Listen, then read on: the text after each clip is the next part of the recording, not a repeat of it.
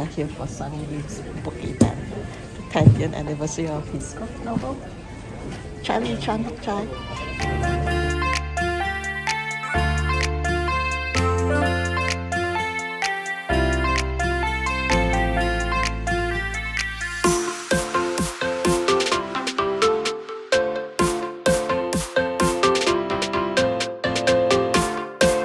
Charlie Chan is, the idea for the book was to do a book about Singapore's history, but through the lens of a fictional comics history. Right? So that was the germ of the idea. But as I started working on the book, I realized that featuring too many artists would be too hard to follow as a narrative, and so I made it into one artist's biography instead. And so Charlie Chan is an amalgamation of many different stories come together. A lot of it is based on the usual artist journey, because I think a lot of artists have the same path in life, right? We start off young, we are hopeful that we will create comics that people will read. At some point we reach some kind of career peak, and then it's downhill. As your style becomes outdated, people, forget about you. So there's this natural arc that we all tend to have, and Charlie Chan's journey is modeled on that arc, which is also, I guess, the life arc that we all have. There's some biography in there, but not a lot, I would say. Autobiography. In terms of the styles that Charlie Chan himself was producing, I would say it's mostly research, in the sense that I would draw a timeline of Singapore history and then have a timeline of comics history next to it, right? Whether it's American, British, or say Japanese. And then I'll try to find a comic or a style that would fit to the particular story about Singapore I wanted to tell, right? So for example, World War II, I think Singapore experience was very easily mapped onto the war stories that EC used to put out, mostly through Harvey Kurtzman. So they're kind of mapping, right? And then I guess there was some inspiration in the sense that not all the styles are based on one artist. So certain styles are based on also imagining Charlie Chan being influenced by several artists at the same time at that period. Right, so I think the Roachman one was meant to be a combination of, let's say, Jack Kirby, Steve Ditko, and Japanese Gekka, which is independent Japanese comics. So in that sense, it's not just pure reference to one artist, but a combination of styles to some degree. Yeah.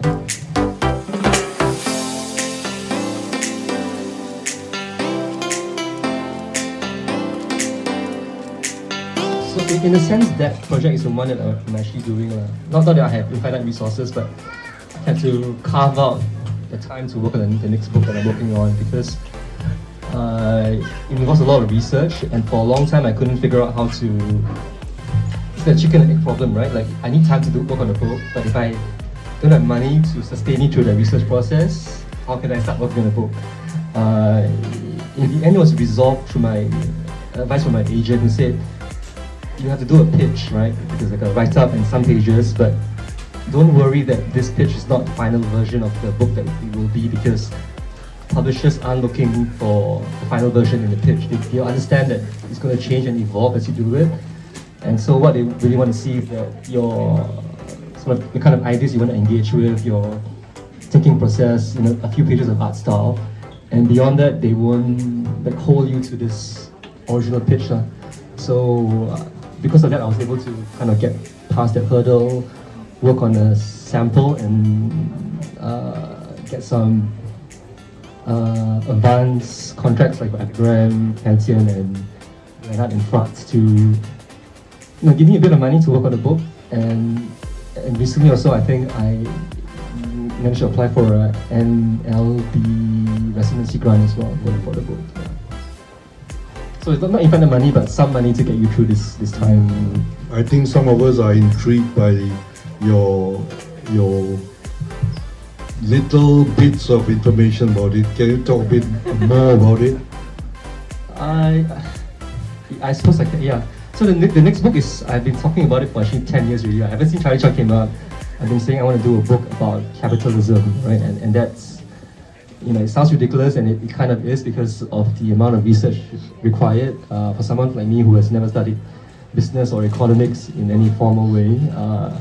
So I've been spending at least the last year, reading a lot of books about economics, and grapple things like efficiency, market hypothesis, and all those things. So it's been very challenging, and the book itself is really like 40 pages in terms of thumbnails, so 300. So it's not going fast, but every other week I think I've gotten to a stage where I feel like I'm almost ready to move on. But every time I move to the stage, I realize that there's something I need to do more research on. So it's a long process. Yeah. Will you put any superheroes in that one? Yes, in fact, it was actually meant to be a Batman story, right? I was going to explore capitalism through Bruce Wayne Foundation, and how does the Wayne Foundation actually work in real life. I even approached DC for it. I asked Paul Levitz, could I do a story like this? And he said, yeah, we can try it for one of the Black series. I think we talked about it. But I think ultimately I felt like that would be too constraining, because Batman is Batman. No matter how much you want to change it, there is that certain law there, certain constraints that you get from DC. So I did what Frank Miller did with the Holy War, Holy Terror. No, Holy Terror. Because Frank Miller once worked on a story where Batman was going to fight terrorists, right? But Frank Miller back in those days maybe still is a bit of a conservative, right-wing kind of guy. So he was not very nice towards Muslims, I would say. So DC didn't want to do it. So in the end, he changed the character to someone called Holy Terror instead, right? It didn't work. It didn't work. Yeah. But so this book has a superhero element in it, but it's not so direct. It's more, I would say, layered. People will talk about the Streisand effect, right? They will say that because of the government's gun withdrawal, the news of this thing became viral, and so it helped us sell some of the books. Me and Emma will say that that viralness can only get you so far, and the book's content itself is what helps sell the book up to today.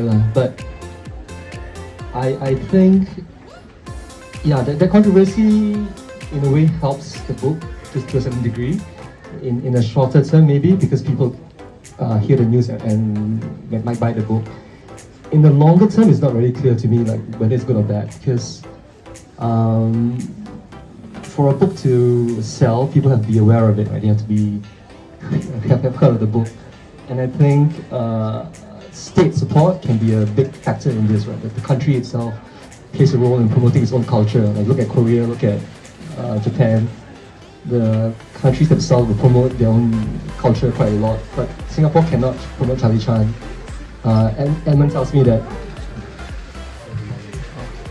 the book is still not allowed to be displayed at the Frankfurt Book Fair because it's NAC sponsored. So in that sense, there's a bit of it's a double-edged sword maybe. Some people will read the controversy and think I would read this book. Other people will see it and say I should avoid it because I don't believe in this kind of critique of the government. So I can't tell whether long run is good or bad. Really.